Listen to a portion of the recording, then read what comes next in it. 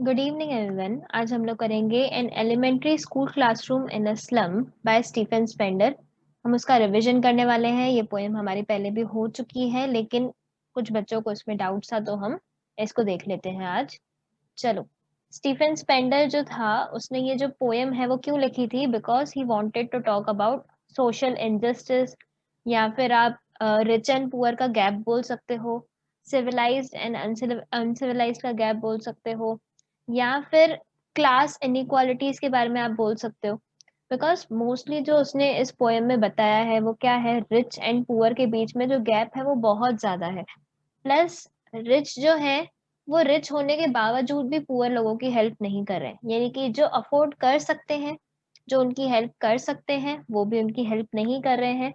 तो इस पोएम का एक ही मैसेज वो आपको देना चाहते हैं कि अगर आप कुछ हेल्प कर पा रहे हो, वो जो स्लम एरिया के बच्चे हैं उनके पास खुद के पास इनके इतने सारे मीन्स नहीं है कि वो अपने आप को पॉवर्टी से बाहर निकाल पाए। पॉवर्टी से बाहर निकालने के लिए स्टीफन स्पेंडर के हिसाब से एक ही तरीका है, और वो है अच्छी एजुकेशन।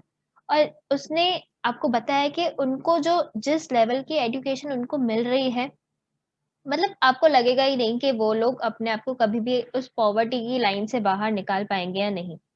ठीक है। तो लास्ट समराइज्ड फॉर्म में वो सिर्फ आपसे ये कहना चाहता है कि आप क्या करो, उनकी हेल्प करो। अलग अलग वे में आप उनकी हेल्प कर सकते हो। चलो, तो पोएम स्टार्ट करते हैं। चलो, स्टीफन स्पेंडर ने जो ये पोएम लिखी है, ध्यान से सुनना। Far, far from gusty waves, these children's faces like rootless weeds, the hair torn round their pallor। अब सबसे पहले उसने क्या किया है, डिस्क्राइब किया है कि कैसे कैसे बच्चे हैं वहां पे।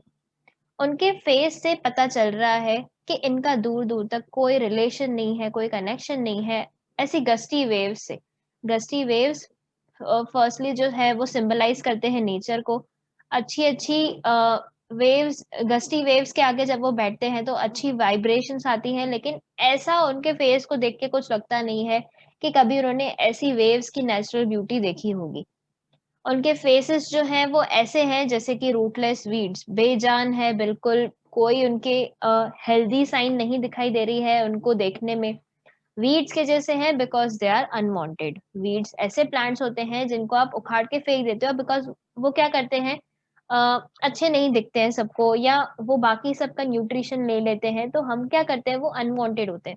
वीड्स को हम उखाड़ के फेंक देते हैं। तो यहाँ पे उन्होंने वीड्स इन बच्चों को इसलिए बोला है कि बिकॉज सोसाइटी इनको एक्सेप्ट नहीं कर रही है। सोसाइटी ऐसे लोगों को एक्सेप्ट करने के लिए रेडी नहीं है जो बहुत ही पुअर हैं या स्लम एरिया से बिलोंग करते हैं। हर एक को चाहिए कि हमारे स्टूडेंट्स जो है वो अच्छे कास्ट के हो, अच्छे घर से हो, अच्छा उनके पास पैसा हो तो वो अफोर्ड कर सके हमारी फीस। लेकिन कोई भी ऐसे बच्चों को पढ़ाना नहीं चाहता है, इसलिए उसने क्या कहा है, लाइक वीड्स। चलो, उनके बाल जो है उनके मुंह पे बिखरे हुए हैं, उनका मुंह जो है वो पेलर है, यानी कि पेल फेसेस है उनके।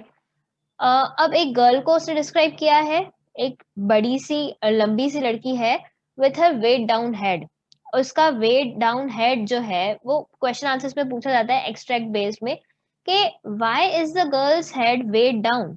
तो आपको क्या लिखना है उसमें, because of the burden of poverty.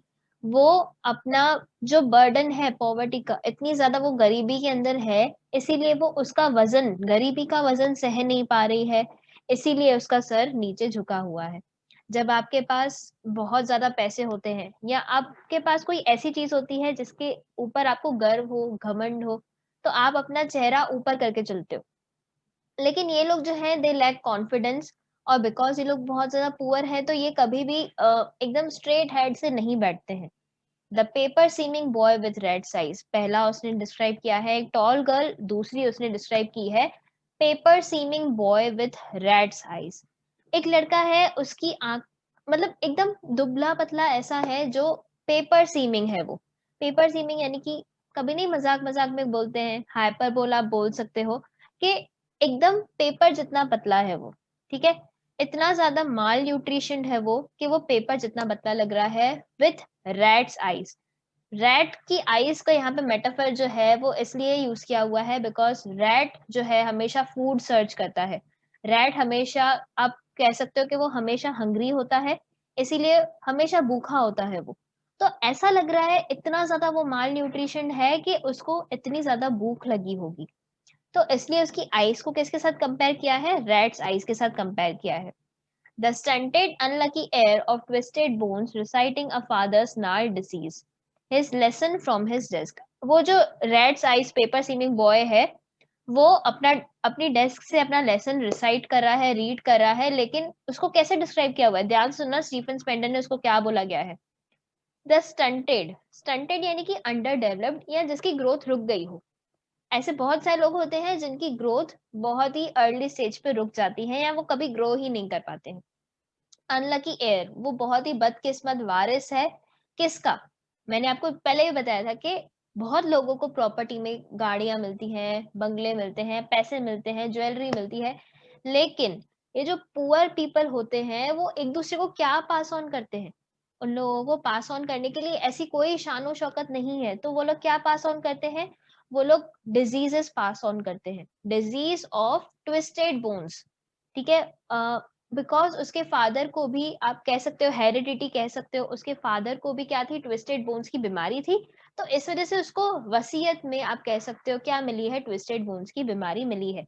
तो नेक्स्ट लाइन में देखो क्या लिखा हुआ है? अ फादर्स नार्ड डिसीज, उसके फादर को भी वो नार्ड डिसीज थी। नार्ड यानी कि नॉट्स, गांठ हो जाना। ठीक है, उन गांठ की वजह से ग्रोथ जो है वो रुक जाती है, ट्विस्ट बोन्स जो है वो ट्विस्ट हो जाते हैं। तो बिकॉज उसके फादर को भी वो डिसीज थी और उसके फादर के पास और कुछ नहीं है उनको मतलब समझो ना जायदाद में देने के लिए, तो वो लोग आपस में एक दूसरे को क्या पास ऑन करते हैं? Disease of twisted bones. तो इसलिए इसको क्या बोला गया है? Unlucky air. अनलकी एयर यानी कि बहुत ही बदकिस्मत है, उसकी किस्मत अच्छी नहीं है, और एयर का मतलब होता है वारिस। चलो, at the back of the dim class, one unnoted, sweet and young, his eyes live in a dream of squirrels game in tree room other than this. फिर एक पीछे बहुत दूर एक छोटा सा लड़का बैठा है, अननोटेड, किसी की नोटिस में नहीं आ रहा है, वो बस अपनी ही दुनिया में वो गुम है, स्वीट है, छोटा सा है। His eyes live in a dream, ऐसा लग रहा है उसकी आंखों में कोई अलग ही सपने चल रहे हैं, उसका ध्यान पढ़ाई में है ही नहीं, जो टीचर पढ़ा रहे हैं उसका ध्यान वहां पे है ही नहीं, और उसकी आंखें ऐसे लग रहा है कहीं ड्रीम में खोई हुई है। ऑफ स्क्विरल्स गेम, शायद उसकी आंखों में स्क्विरल्स के गेम के ड्रीम्स चल रहे हैं। Other then in a tree room other than this, कोई ट्रीज का रूम है जिसके अंदर स्क्विरल्स की गेम चल रही है, ऐसे वो इमेजिन कर रहा है। और बस उसका पढ़ाई में ध्यान नहीं है, अदर देन दिस, पढ़ाई में ध्यान देने की जगह पे उसका कहीं और ही ध्यान है। ये था आपका फर्स्ट पैराग्राफ। जब उसने तीन क्लासरूम के अंदर जो स्टूडेंट्स बैठे थे, एक टॉल गर्ल जिसका हेड वेट डाउन था, एक स्टंटेड अनलकी एयर जिसको ट्विस्टेड बोन्स की बीमारी है, paper seeming boy with red size, और तीसरा जो यहाँ पे डिस्क्राइब किया हुआ है वो है एक अननोटेड स्वीट यंग बॉय जो क्लासरूम के एकदम एंड में बैठा है, उसकी आंखों के अंदर शायद कोई स्क्विरल का ड्रीम चल रहा है। चलो, नेक्स्ट पैराग्राफ पे आते हैं। ऑन सार क्रीम वॉल्स डोनेशंस। अब यहाँ पे कहा गया है सार क्रीम वॉल्स। सार क्रीम वॉल्स का मतलब ऐसी वॉल्स, सपोज करो कि बहुत पुरानी वॉल्स हैं, उनको बहुत पता नहीं कितने साल हो गए हैं कि उनको पेंट नहीं कराया है, मरम्मत नहीं कराई है, और इस वजह से वो उनका कलर जो है वो खट्टा हो गया है। तो एक्चुअल में कलर शायद वाइट होगा, क्रीमिश होगा, लेकिन अब वो खट्टापन में उसका चेंज हो गया, यानी कि बिल्कुल उसका कलर जो है वो बिगड़ गया है। ऐसी सार क्रीम वॉल्स, ऐसी गंदी सी वॉल्स पे क्या लगे हुए हैं? डोनेशंस लगी हुई हैं। अब कैसी कैसी डोनेशंस लगी हुई हैं? डोनेशंस आप कह सकते हो कि कोई भी रिच पीपल जो हैं उन्होंने स्कूल को डोनेट किया है। ठीक है, तो अब देखते हैं डोनेशंस के अंदर क्या क्या है।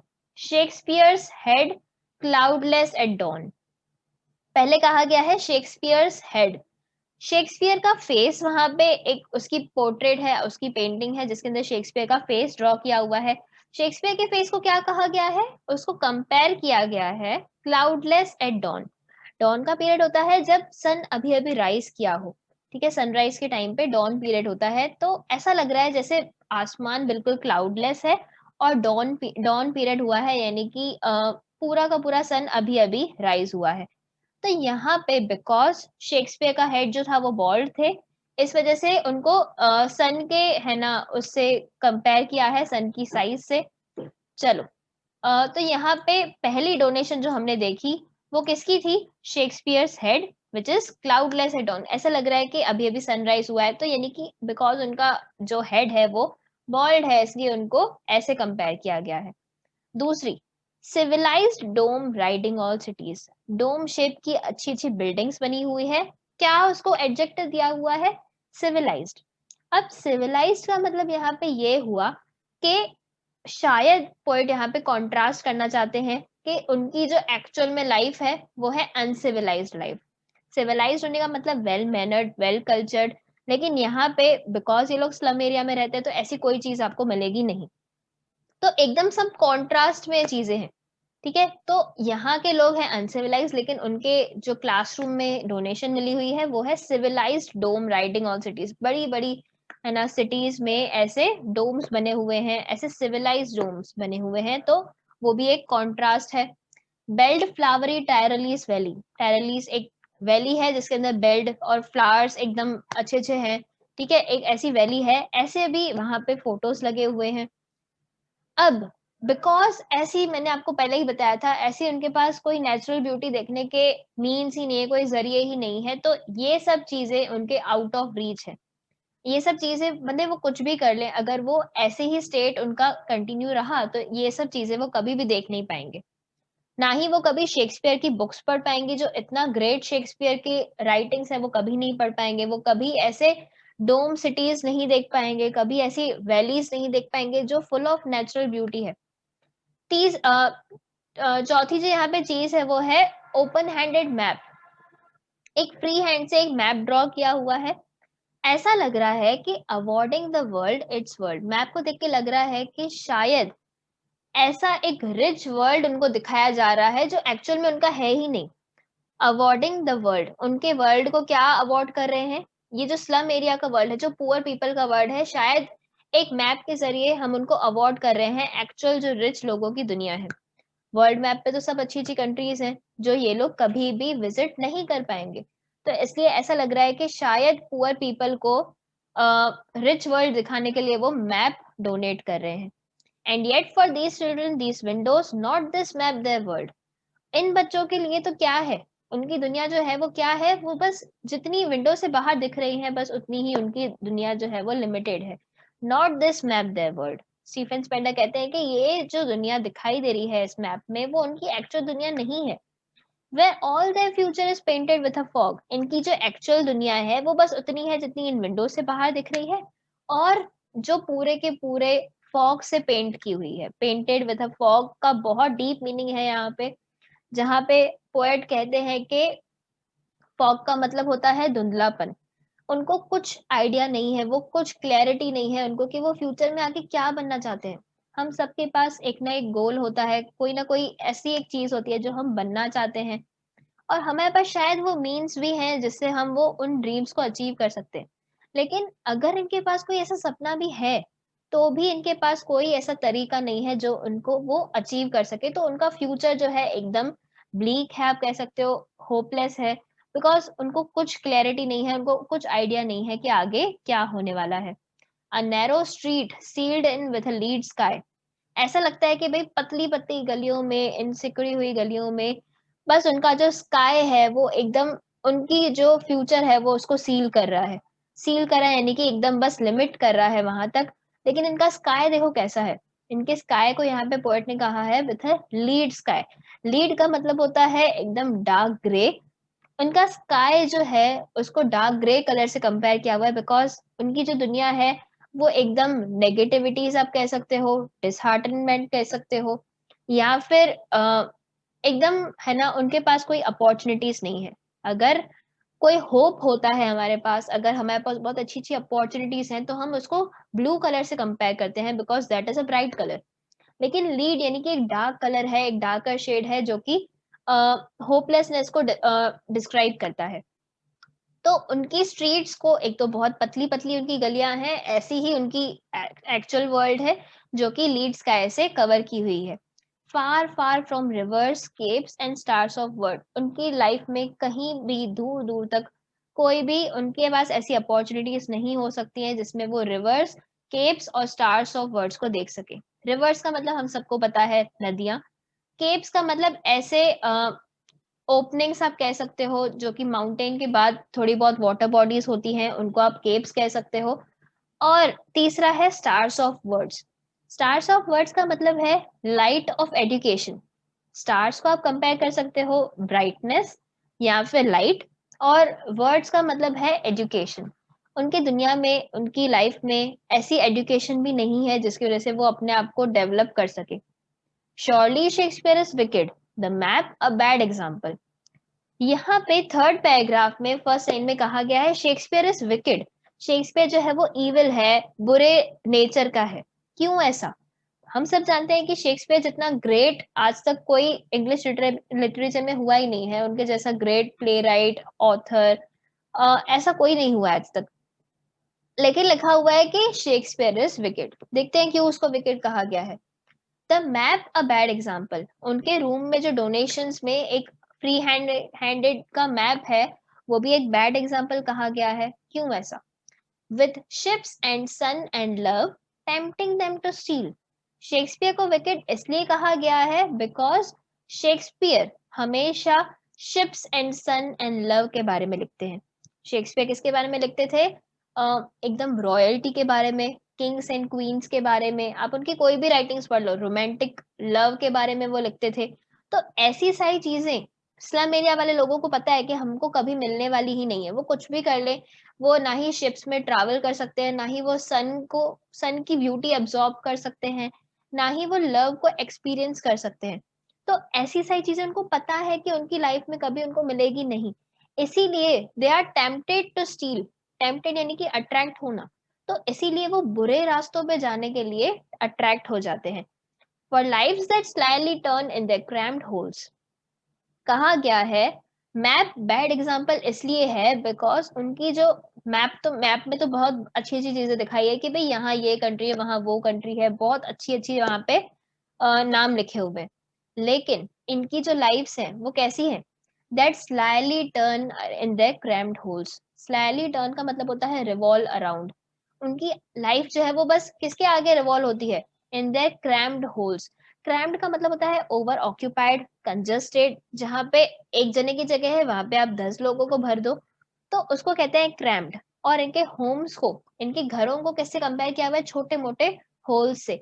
यानी कि इनके घर इतने ज्यादा छोटे हैं और इतने ज्यादा कंजस्टेड हैं कि उनके आगे ये मैप जो है वो बहुत ही बुरा एग्जाम्पल है। उनको ऐसी चीजें हमको दिखानी नहीं चाहिए जो वो कभी एक्चुअल में एक्सपीरियंस ही नहीं कर सकते। From fog to endless night, वहां से ये क्वेश्चन पूछ रहे हैं कि इनकी जो लाइफ्स हैं वो कैसी हैं। From fog to endless night, दिन है तो दिन एकदम धुंधला है, यानी कि कोई अपॉर्चुनिटीज नहीं है इनके पास, कोई होप्स नहीं है कि कोई आके उनकी मदद करेगा या किसी तरह से ये पॉवर्टी के बाहर निकलेंगे। और नाइट जो कि ऑलरेडी डार्क है वो एंडलेस होती जा रही है। एंडलेस नाइट का मतलब होता है एंडलेस टॉर्चर, एंडलेस सैडनेस, कुछ भी आप समझ सकते हो। On their slag heap, these children wear skins peeped through by bones and spectacles of steel with mended glass like bottle bits on stones. ध्यान से सुनना इसको। On their slag heap, slag heap का मतलब होता है कचरे का ढेरा।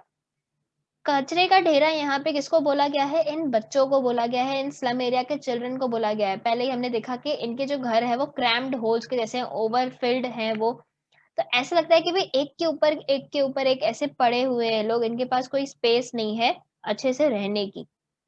तो इसलिए कहा गया है on their slag heap these children wear skins peeped through bye bones. इनकी स्किन्स से उनके बोन्स बाहर झांक रहे हैं, यानी कि इतनी ज्यादा माल न्यूट्रिशन है, ये इतने ज्यादा पतले हैं कि इनके बोन्स के जो स्ट्रक्चर है वो क्लियरली विजिबल है इनके स्किन से। And spectacles of steel.